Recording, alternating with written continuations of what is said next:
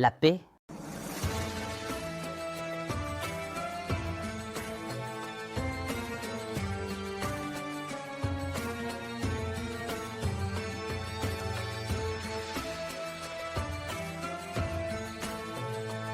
Sur quoi?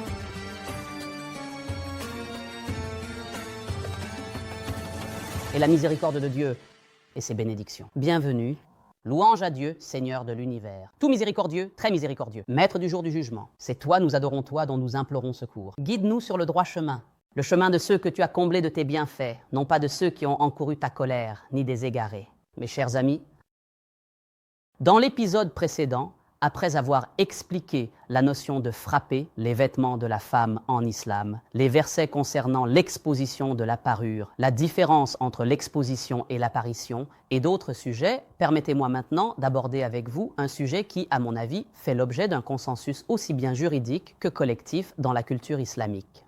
C'est-à-dire que ce sujet n'est pas seulement une erreur au niveau du fiqh, mais aussi une erreur au niveau du fiqh. C'est une erreur au niveau de toutes les exégèses. C'est entièrement une erreur au niveau de la culture individuelle.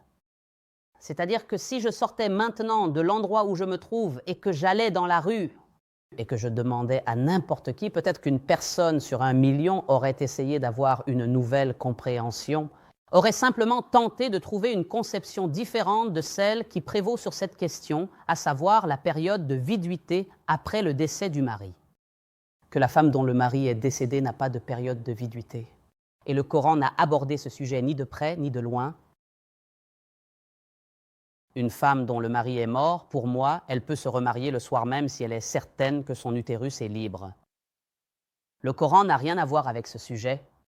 Il n'a même pas été interpellé à ce sujet. Bon, tu vas me dire, cher, et le verset, ceux d'entre vous qui décèdent et laissent des épouses doivent attendre 4 mois et 10 jours. Je sais, mais attends une minute, d'où as-tu tiré que ce verset parle de la mort? Où est la mention de la mort ici? Lisons les 2 versets. Quelle est leur origine, les gars? La parole d'Allah, ceux d'entre vous qui décèdent et laissent des épouses doivent attendre 4 mois et 10 jours. Et un autre verset, ceux d'entre vous qui décèdent et laissent des épouses, il leur est fait un testament en leur faveur pour une jouissance d'1 an sans être expulsés. Où était la mort? Ici, maintenant sur la route de la mort. Ils ont dit qu'ils mourraient. Monsieur, chaque mort est-elle une mort? D'accord? Quelle est la différence de sens et de connotation entre le concept de mort et de mourir? Si tu n'es pas prêt ou que tu n'as pas la capacité méthodologique d'aborder le texte coranique pour distinguer entre le concept de wafa'at et celui de la mort dans leur signification, il y a 2 versets qui divergent et 2 qui convergent. Ne te donne pas le droit de juger sur ce sujet. Les 2 versets disent « décède ». Bon, il se peut qu'il y ait quelqu'un d'un peu malin, un peu préparé. Et il me dit, monsieur, le mot wafat dans le Coran signifie la mort. Dieu Tout-Puissant a dit, les anges prendront leurs âmes, faites sortir vos âmes. Je te dis oui, wafat peut signifier la mort. Toute mort est une wafat. Mais est-ce que toute wafa dans le Coran signifie la mort? La réponse est non. C'est lui qui vous fait mourir la nuit et c'est ce que vous avez accompli le jour.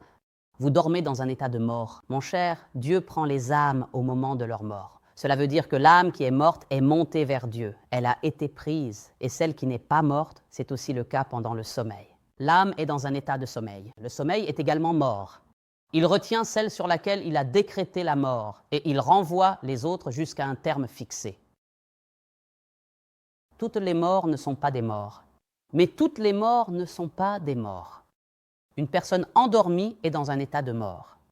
La personne disparue, absente du champ de l'interaction vivante, est considérée comme disparue, c'est-à-dire dans un état de wafat, comme celui qui vous fait mourir la nuit et sait ce que vous avez accompli le jour. Mais la question logique est, comment puis-je interpréter le sens de wafat dans ces versets autrement que par la mort?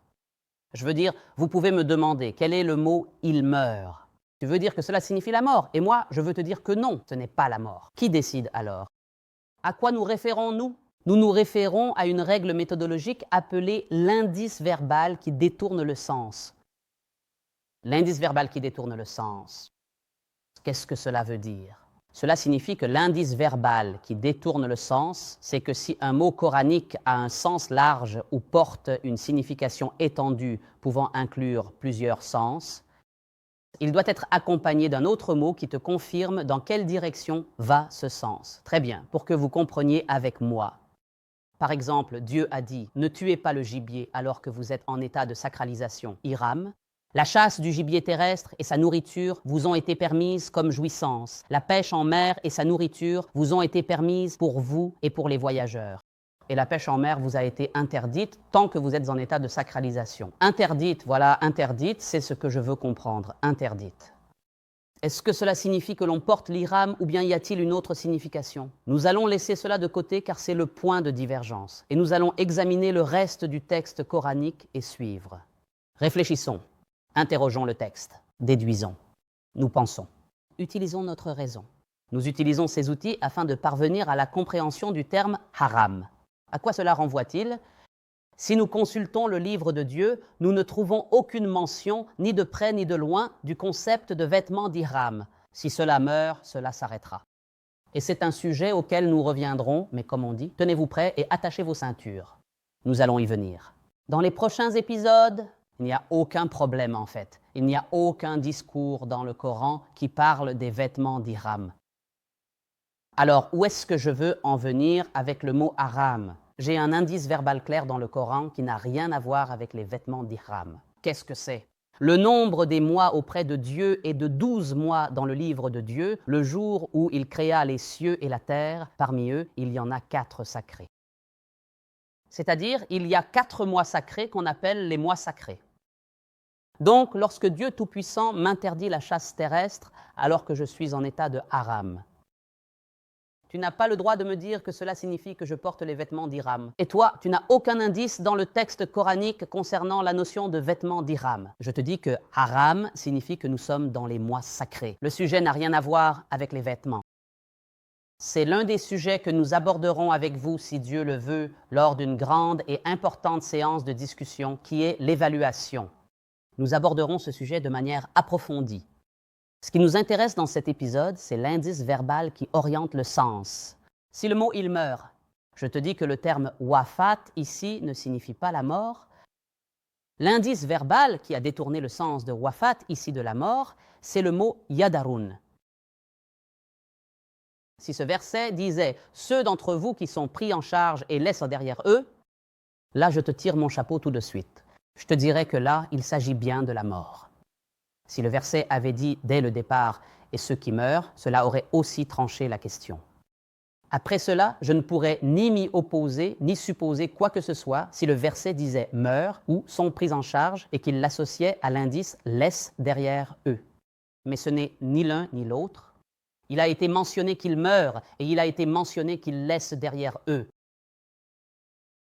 Alors, que signifie « yadarun » « laisse derrière eux » ? Ainsi, tant qu'il y a la mort sans mort et qui approche, ils s'aiment. Cela montre clairement que ceux qui ont été pris en charge et ont laissé des épouses ne sont pas morts. Ils reviendront, ils pourraient revenir. D'où avons-nous tiré cela? Du mot yadarun. Que signifie le mot yadarun? Le mot yadrun signifie « ils s'aiment ».